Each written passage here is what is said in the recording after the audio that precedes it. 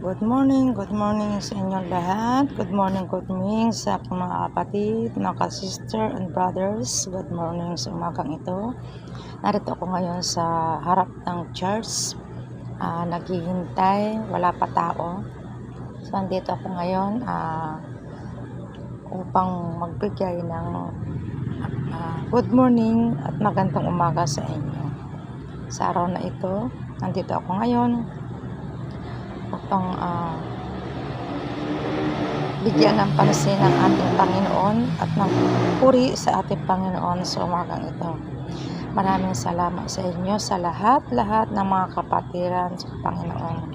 At nawa Panginoon ay araw ng linggo tayo po Panginoon ay magsamba sa Kanya, ibigay natin ang papurit pa salamat sa Kanya sa araw-araw natin na pinagkaloob niya sa ating mga buhay. Salamat Lord sa umagang ito dahil nandito ako ngayon sa harap ng church at ito po aking ginagawa ngayon sa umagang ito. Dahil nandito ito ngayon, tignan niyo po ang aking mga likod. Ayan po, papakita ko sa inyo.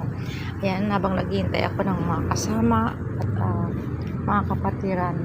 So, dito muna ako at ibablog ko muna sa inyo ang aking kapaligiran. Ayan po.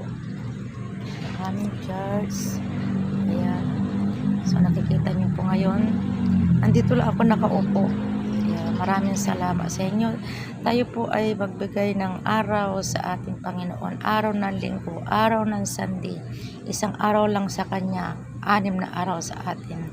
At napakahabang buhay ang ating hihingin sa ating Panginoon.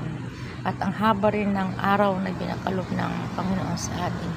Kaya Lord, maraming salamat sa umagang ito. Nawa Panginoon ay magkaroon kami ng kalakasan. Isa naman po sa araw na ito na pakikinig ang iyong mga salita upang kami po ay magkaroon ng kapayapaan, kagalakan sa aming mga puso. Maraming salamat po Lord sa umagang ito. Hanggang dito na lang aking vlog. Maraming salamat sa inyong lahat. Thank you so much. God bless us all.